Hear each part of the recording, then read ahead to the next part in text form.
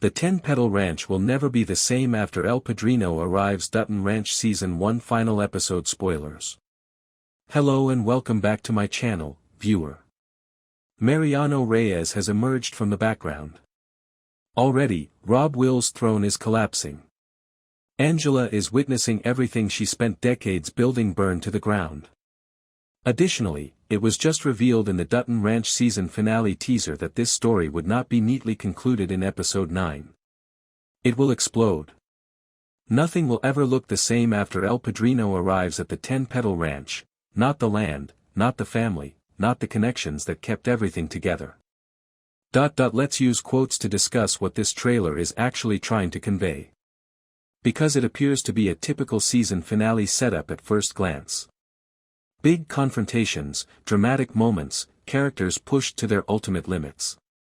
However, this finale is accomplishing something far more ambitious than simply tying up the season if you start focusing on the minute intricacies concealed within every frame and every piece of speech. It is blowing open a door that will fundamentally alter this show's future. Mariano Reyes's entrance is more than merely a story point. Every power dynamic that has existed at the 10-Petal Ranch since episode 1 has been completely reset.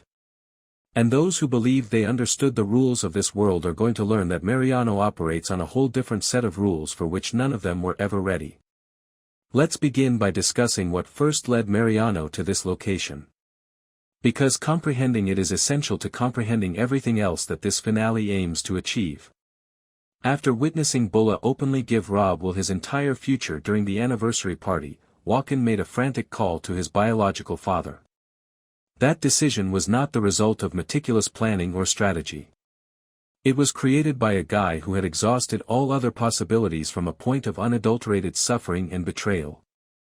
And in response to that call, Mariano, the infamous Mexican smuggling boss who has spent decades working in the shadows of the borderlands, made one pledge. He would arrive. He would defend his ancestry. Additionally, he would have the kind of influence and power that, in contrast, makes Rob Will's threat seem like the desperate actions of a scared child. Mariano's guys were on their way to the ranch within hours of that call.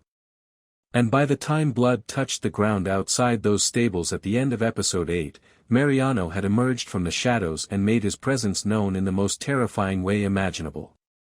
Not with words, not with weapons, but by being there. It was sufficient to instantly change the 10-Petal Ranch's overall power balance that we can now see what will happen next in the finale trailer.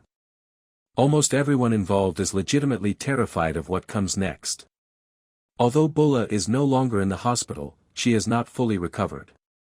She is a woman with a failing heart who is returning to a combat zone. Furthermore, the ranch she is returning to doesn't resemble the one she left behind. Ever since she was put in that ambulance, Rob Will has been acting aggressively and carelessly. He let go of devoted ranch workers who had spent years working at 10 Petals. He promoted dubious transactions that put the Frontier Hospitality Partnership in jeopardy. Instead of managing the ranch like a man who earned something, he did so as a man who inherited something.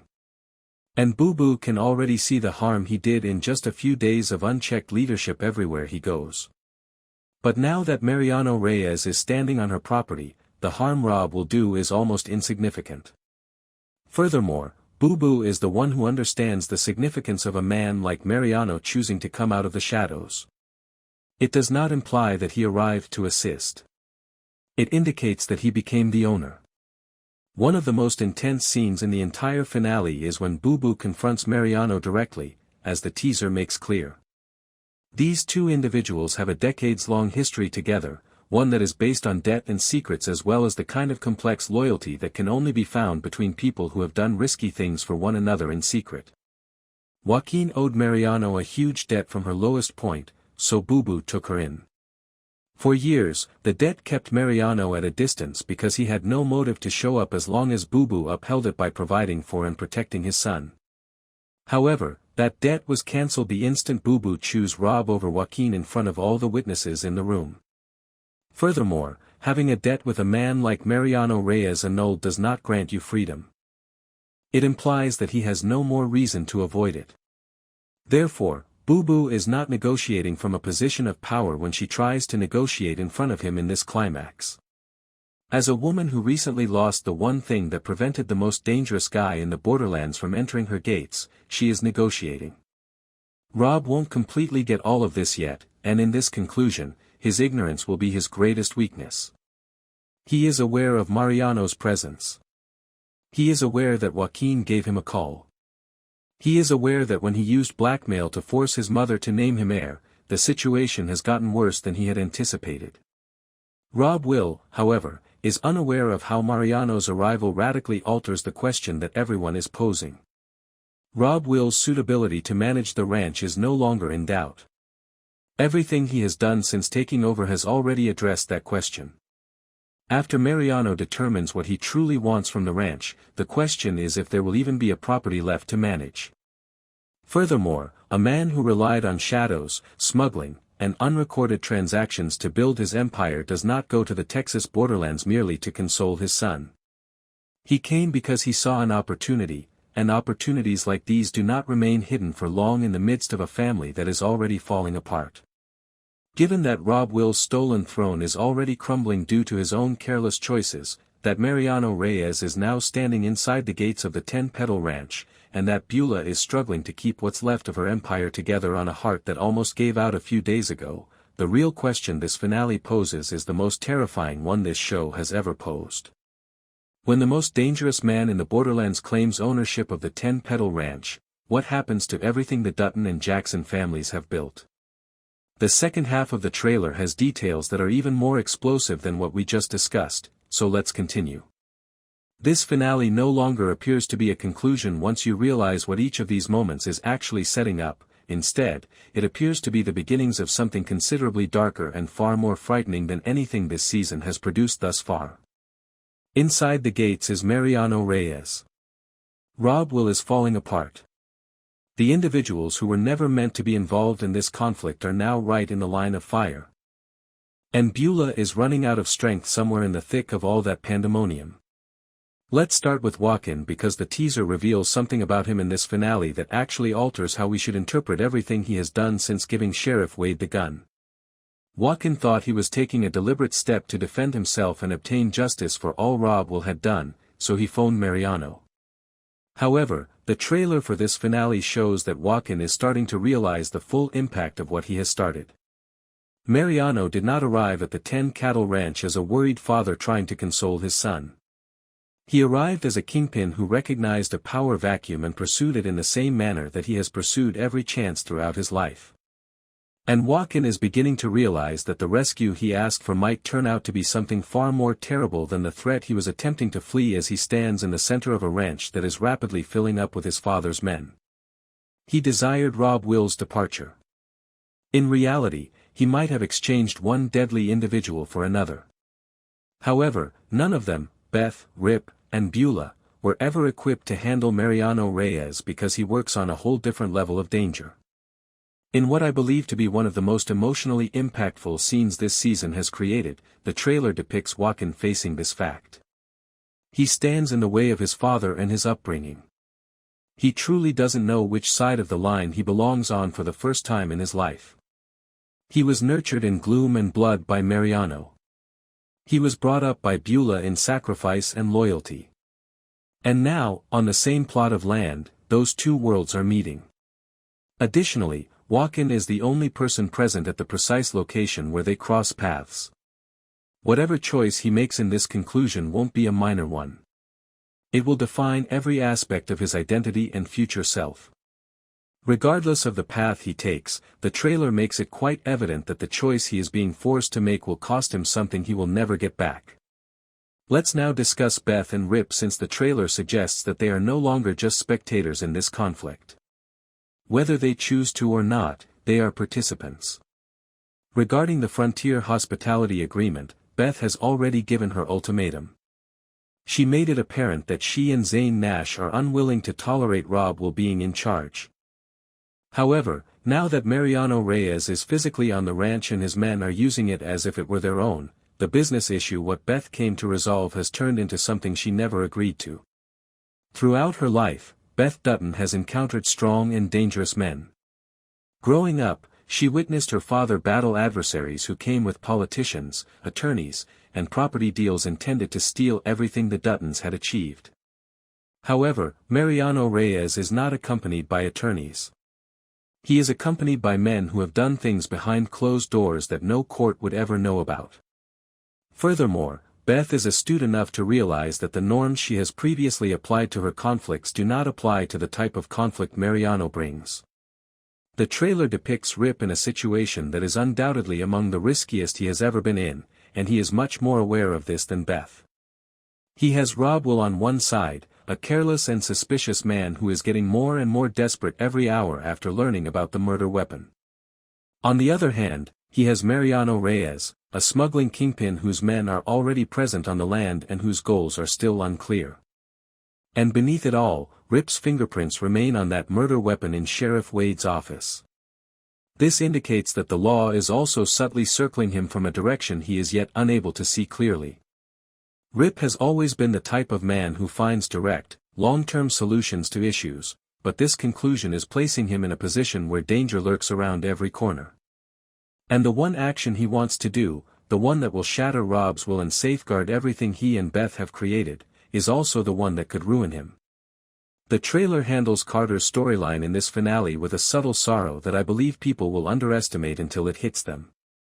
Driven by heartache and rage, as well as the obstinate pride of a teenager who told the man he loves the most that he would never accept him as a parent, he has been exploring the Texas countryside by himself. However, the teaser reveals that Carter's outdoor adventure has led him to a sinister and very dangerous place.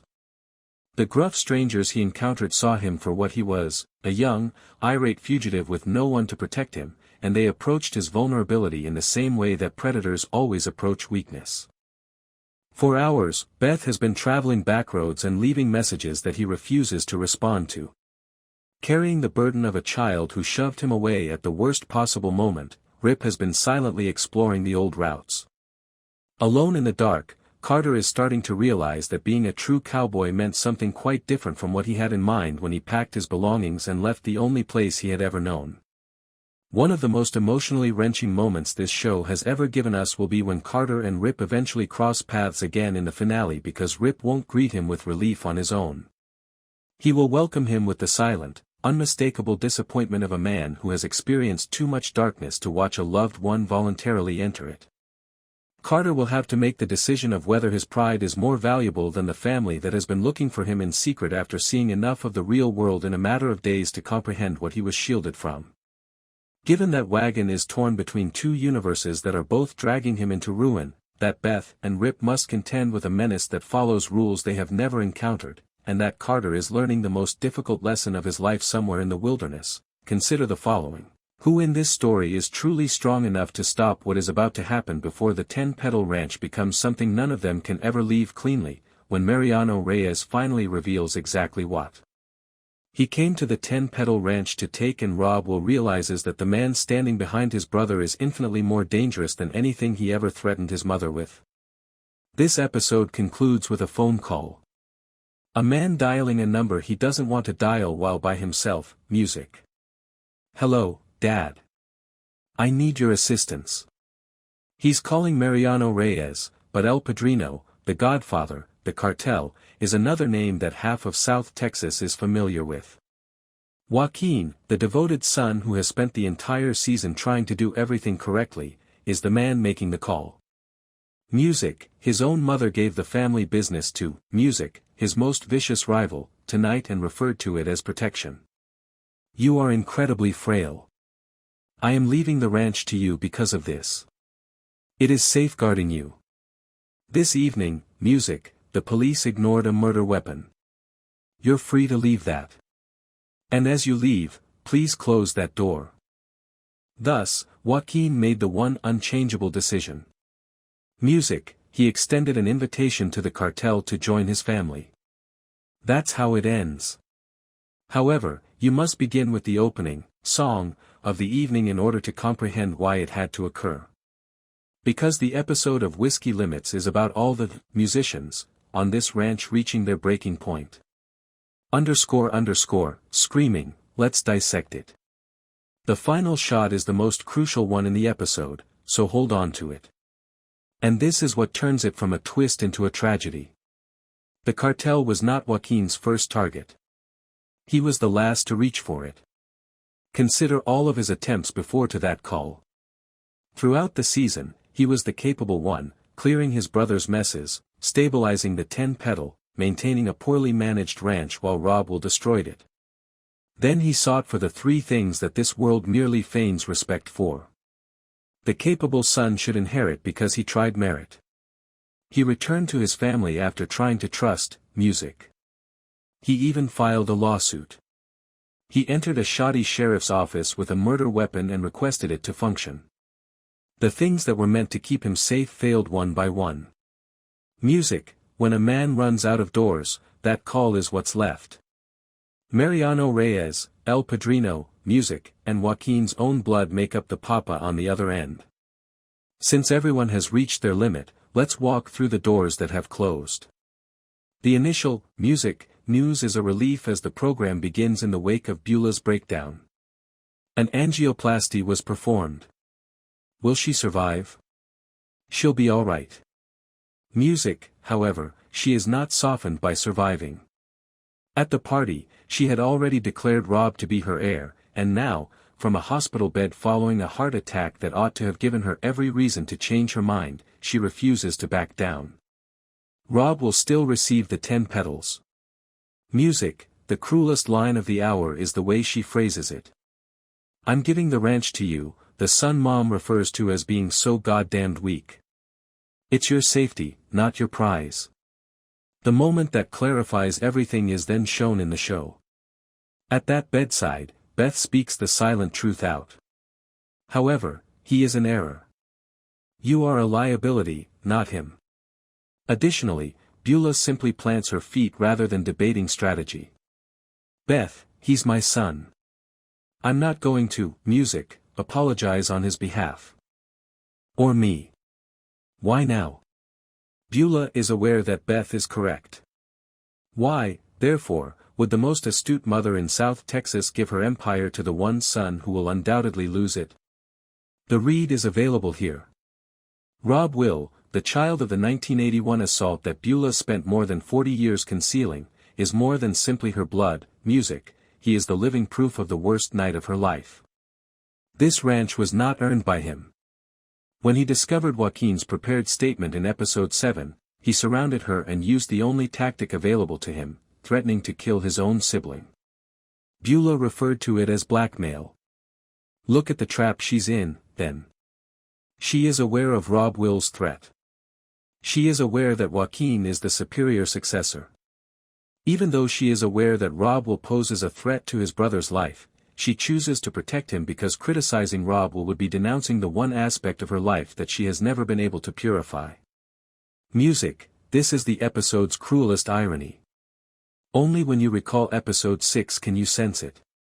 Beulah is the person who makes a livelihood by probing individuals into their secrets. She is the one who cornered Beth regarding Jamie. She can detect a hidden transgression from across a room and begin pursuing it before she has a shred of evidence.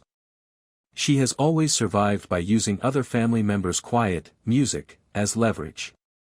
However, that inclination becomes internal tonight. At last, the secret keeper of South Texas has her own secret. Music, Rob Will is called a liability by Beth. Beulah is unable to set down the accusation of the night she hears. Her decision to safeguard a wound rather than choose strength is what drives all that happens, not the cartel or the smuggling. Because, music, Joaquin ceases to be family the instant Beulah decides to choose the wound over the deserving kid. They are no longer a part of my family. El Padrino is not yet the name of the episode. Music, Carter is the owner of the title, Whiskey Limits. Carter has a hangover when we meet him the morning after the party, and Rip is dragging him through the worst workday of his life. The episode's title line is a throwaway. Music, Carter sways in the saddle while Assel tosses it off. The boy is discovering his whiskey limits. It's a half-second joke about a child who overindulged in alcohol. Then, because the episode isn't actually about booze, it hurts. In the nicest scene of the hour, Beth tries to correct, music, him first. Carter acknowledges that he dropped out of school, and Beth doesn't yell, "Music." She is honest with him. "Carter, I need you prepared, but I also want you to be pleased. Prepared for the challenging parts, which are on the horizon." Carter claims that all he has ever wanted is to be a cowboy, like your dad or Rip. She then assigns him to work with music. Cowboys that are hungover don't get a day off. Music. Carter desires the romantic lifestyle of a cowboy. He's going to discover that a whiskey limit isn't actually about the whiskey and that the labor is designed to break him. It's the moment when the musical performance falls short. And rather than strengthening him, the day breaks him. He is yanked off his horse, fails at everything, and becomes irate with the men who are attempting to assist him. Rip approaches him and tells him the truth in a way that is painful. "In this life, I've lost more than I've won, but I've learned more from failure than from victory. Music, we have no control over the suffering, but we do have control over how we respond to it." The knife is Carter's response. "I will never be my dad." Here's the program that subtly reveals Rip's identity. He doesn't recoil. "I'm not going to. Because they took an orphan, I have two people who believe they are heroes. Just to make sure you're not the sole orphan in the family. I understand how that feels." Rip used to be Carter, music. He won't lie to him because of this. "You're not the only, either." Carter departs nonetheless. He is caught at the door by Beth, music. "We were given each other. This will always be your home, so remember that." Music. After that, Carter does what you should be concerned about. He forces the sheriff to visit him to Dwight White's residence, where Sheriff Wade buried Dwight. Music. He requests a badge, and Carter uses leverage when Wade reveals that he is an inebriated adolescent without a diploma. "I believe Dwight, music, White would have a different perspective if he were present." Observe where the scene is placed in the show, next to, music, Watkins. Two men enter the same type of space and request the same thing, power. Watkins is rejected despite bringing actual proof, a murder weapon, and music. Carter draws the sheriff's full attention by bringing up the name of a deceased individual. "In this county, the truth doesn't help you. Music, you can get a chair by using leverage." The young man who aspired to be a cowboy is becoming a Dutton. He crossed his true whiskey limit tonight, which is the boundary between earning it and taking, music, it. One more boundary remains, and it's the only one that's gentle. Music. Beulah allows herself to be loved at last after disinheriting a son and calling it love. Everett McChenney, the elderly veterinarian who has secretly loved her since they were little but has his own dark secrets, escorts her out of the hospital. Music. She makes a statement that she would never make in a boardroom. "I'm over it. I'm exhausted. All I want to do is finish getting on." She agrees to go on that last ride with him when he asks. In an hour of bloodshed, it's the solitary gesture of peace, and the play deserves the affection. The only connection in Beulah's life that was never a transaction was with Everett, but consider the price of peace. After creating a succession crisis that prevents peace, she ultimately decides on it. Watkins is left out in the cold, Rob will receives the paper crown, and Beth, music, and Rip are left inside a criminal ranch that they now comprehend better than she does. Music, the very thing that ensures it is her flight from the battle. This returns us to Joaquin and the door he tries prior to calling. Music, he enters Sheriff Wade's office and places a handgun on the desk. It is a weapon for murder. Sayers, Wes. He was assassinated by Rob Will, music. Did you possess a warrant? Wade, who wasn't exactly a model law enforcement officer, then poses the final question to music. And where is the body of Wes? Joaquin has no one to bring, thus he is unable to respond. Disappeared. Music, that's the entire game in Wade's office. Wade waves him off to go play his game of Clue somewhere else while keeping the rifle. Right, music, that's when the show closes the legal door before opening the cartel one. Joaquin's family advised him to swallow the insult. The truth was insufficient, the law told him. Only one type of power remains that never requires a body or a warrant. As Joaquin's world falls apart, the Duttons finally receive the piece of music they've been waiting for the entire season, the truth about their employer. It arrives at Beth and Rip's house with the three of them, Beth, Rip, and Zach, from Austin, a 10-pedal hand who has had enough. Music, over beers, Zach gained Austin's trust earlier. Do you, have faith in Rip? With your life? Music, and that's what opens their door to the story. According to Austin, the 10 Petals are a facade rather than a ranch. They illegally import and steal cattle, music, loads up from Mexico, fake documents from the Border Patrol, as the place is so poorly managed that the only thing keeping the lights on is crime. He claims that those, are robbers that endanger every ranch in South Texas. The wire that has been hanging free since the premiere is then connected by Zach. That would account for Bullet. A mouth on the foot. A confession is not made in the show. The Jacksons are not depicted in the music as spreading a pandemic. A chain, illicit animals, false documents, a dead bull named Bullet, music, and foot in mouth are all depicted. That's sufficient for a Dutton, but it's not proof. The shocking thing is that Beth and Rip have already crossed this procedure. They outbid Beulah to purchase their prize bull, Bullet, at auction back in episode, Music, 2. Their entire herd was wiped out by that bull, which arrived with fraudulent veterinary records rife with foot in mouth. Beulah was present at the same auction. She watched them outbid her for that bull and remained silent, knowing better than anyone what kind of cattle go through this region of the earth. Thus, as Austin lays everything, music, out, Beth and Rip discover not only that the 10 peddlers are unclean, but also that the folks they went to work for poisoned them, music, and the woman who witnessed it all remained silent. The only important question is posed by Beth. What time is the next load? 2 days. They now have a target, music, and a clock in addition to the truth. As the hour draws to a close, take a glance at the board.